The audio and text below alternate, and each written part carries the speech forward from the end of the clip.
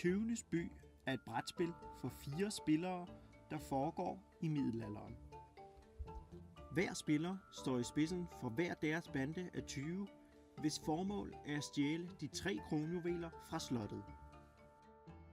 Tyvene kæmper mod hinanden ved at plyndre byens forretninger og nå væk med så meget guld som muligt, som de kan bruge til at udvide deres bande og forbedre deres chance for at stjæle de eftertragtede kronjuveler.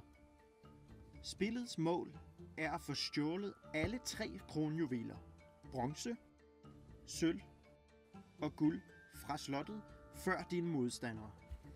Når en spiller har stjålet alle 3 kronjuveler, vinder de spillet. Spillet starter med, at alle får 2 guldmønter og 2 kort fra 20-kortene. 20-kortene kan have et nummer fra 1 til 4 og hjælper dig med at stjæle fra butikker og med at stjæle kronjuvelerne. I starten af runden fordeles guldet ud på de 4 spilleplader, som der indikeres på pladerne. For eksempel, der lægges 4 guld på banken og 2 på slagteren. Derefter indikerer hver spiller, om de vil stjæle fra byen eller gå efter en af kronjuvelerne på slottet ved at lægge et af deres kronjuvelkort med bagsiden opad. Alle spillere slår herefter med deres terninger. Der trækkes så et kort fra morgenkortene, som påvirker hele bordet og kan have forskellige effekter, der blandt andet lægger mere eller mindre guld i butikkerne, gør det nemmere eller sværere at stjæle kronjuvelerne. Den første spiller starter så med at lægge et af sine 20 kort med bagsiden opad i den butik, de ønsker at røve, og lægger så en af deres terninger på 20-kortet for at forøge kortets værdi. Herefter fortsætter den næste spiller i rækken med at gøre det samme. En spiller kan kun lægge 1 kort og 1 terning ad gangen. Når det så bliver den første spiller igen, kan de tilføje et 20-kort og en terning til deres første mål, eller gå efter flere butikker på samme tid.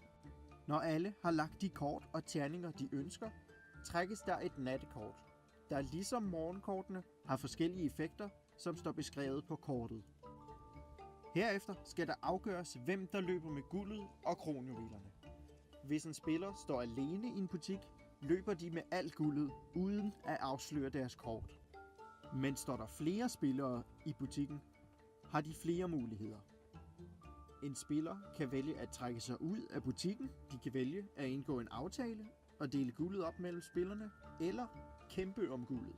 Er der kamp, afsløres alle 20 kort på pladen. 20-kortenes værdi lægges sammen med terningerne på kortet, og den spiller med højst samlet værdi tager alt guldet. Går man efter kronjuvelerne, vender man sit kronjuvelkort om og viser, hvilken kronjuvel man går efter. Herefter skal man bevise, at man har erfaring nok til at stjæle kronjuvelen ved at lægge 20 kort og terninger frem, så alle kan se, at man har nået målet. Kronjuvelerne kræver henholdsvis 15 til bronze, 20 til sølv og 25 til guld. Går flere spillere efter den samme type kronjuvel, skal begge spillere vise, at de har nok til at stjæle den, hvorefter de begge forsøger at overbyde deres modstandere med 20 kort og vise, at de har størst værdi blandt deres 20 kort og terninger. Formår man at stjæle en kronjuvel, lægger man kortet med forsiden opad for at indikere, at den er blevet stjålet. Efter alle er færdige med deres tyveri, starter auktionsrunden. Her tages et kort fra bunken med 20 kort og lægges med bagsiden opad. Spillerne byder derefter ind i rækkefølge med, hvor meget guld de vil betale for kortet. Spilleren, der byder ind med mest guld, vinder kortet og betaler. Hvis en spiller byder ind med samme antal guld som det højeste bud, er budet blokeret. Hvis ingen byder højere, lægges kortet tilbage i bunken. Hver spiller kan dog kun blokere 1 gang per tyv, der bydes på. Herefter gentages auktionen 2 gange, hvor det sidste kort lægges med forsiden op, så alle kan se kortets værdi. Herefter starter en ny runde, og der fyldes op med guld i butikkerne. Vinderen bliver afgjort, når en spiller formår at stjæle alle 3 kronjuveler. Hvis flere spillere på samme tid formår at samle alle kronjuveler, afgøres spillet med hvem der har mest erfaring, gennem deres tyvekort.